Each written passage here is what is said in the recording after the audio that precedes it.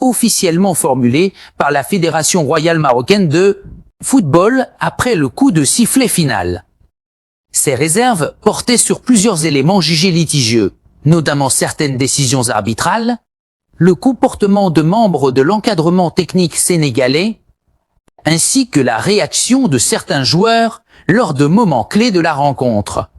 Face à cette situation exceptionnelle, la Fédération sénégalaise de football a tenu à se présenter devant le jury disciplinaire avec un dispositif solide et structuré.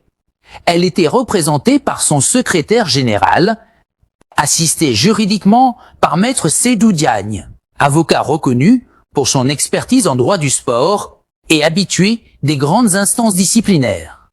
Cette présence visait à garantir une défense rigoureuse, respectueuse des textes et des règlements de la CAF, mais aussi à faire entendre la position officielle du Sénégal dans un dossier aussi sensible. Au cours de cette audience, plusieurs figures importantes du football sénégalais ont été auditionnées. Le sélectionneur national, Pape Bouna Thiaw, a été longuement entendu par les membres du jury disciplinaire. Il a été invité à expliquer ses décisions, son attitude et ses réactions durant les moments les plus tendus de la finale. À ses côtés, les joueurs internationaux Ismaïla Sarr et Iliman Ndiaye ont également comparu. Tous deux ont apporté leur version des faits, détaillant le contexte émotionnel extrême dans lequel s'est déroulée la rencontre et soulignant la pression immense ressentie lors de cette finale continentale. Pour bien comprendre l'origine de cette affaire, il faut revenir sur le déroulement même de la finale de la CAN Maroc 2025. Un match très engagé, disputé devant des millions de téléspectateurs à travers le continent africain et le monde. Un match marqué par une décision arbitrale capitale, après intervention de l'assistance vidéo à l'arbitrage.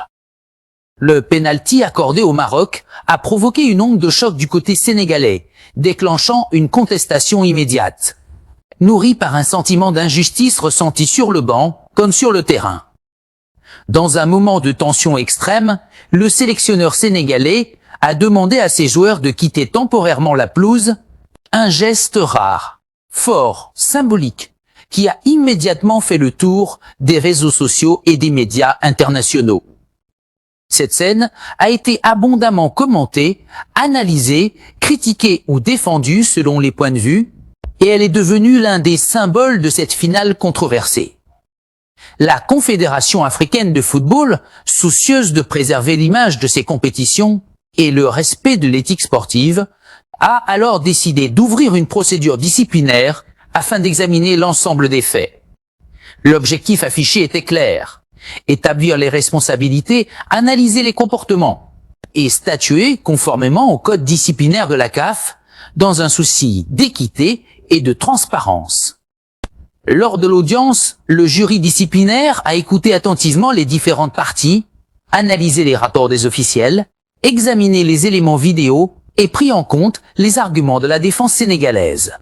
À l'issue de ces échanges, l'instance disciplinaire a décidé de mettre l'affaire en délibéré. La présidente du jury a fixé un délai de 48 heures pour la notification de la décision finale. Un délai qui alimente désormais toutes les spéculations. Cette décision est attendue avec une immense attention. Du côté du Sénégal, les supporters espèrent une issue favorable, convaincus que leur équipe a agi sous le coup de l'émotion, dans un contexte exceptionnel. Du côté du Maroc, on attend également que la CAF fasse respecter les règles et confirme le cadre disciplinaire. Plus largement, toute l'Afrique du football observe ce dossier, consciente que le verdict pourrait créer un précédent important pour l'avenir des compétitions continentales. La Fédération sénégalaise de football, de son côté, a tenu à rassurer. Elle a réaffirmé son respect total des institutions du football africain, sa confiance dans les organes juridictionnels de la CAF et son attachement aux valeurs fondamentales du sport, le faire rappeler, le respect, la responsabilité et la dignité. Elle a également souligné sa volonté de continuer à défendre les intérêts du football sénégalais avec fermeté, mais dans un esprit constructif. Cette affaire dépasse aujourd'hui le simple cadre d'un match ou d'une finale. Elle pose des questions profondes sur l'arbitrage en Afrique, sur l'utilisation du VAR, sur la gestion des émotions dans les moments décisifs et sur la capacité des institutions à garantir des compétitions justes et crédibles. Les prochaines heures seront donc décisives et quelle que soit l'issue, cette affaire restera comme l'un des épisodes les plus marquants de l'histoire récente de la Coupe d'Afrique des Nations.